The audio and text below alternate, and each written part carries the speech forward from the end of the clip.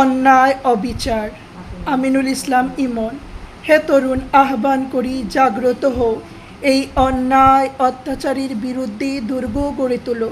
যে জাতি দমিয়ে রাখা হয় সে জাতি নয়। স্বাধীন দেশে কেন পরাধীনতার শিকল? ভেঙে ফেলো, ঘুরিয়ে ফেলো অবিচারের কালো হাত।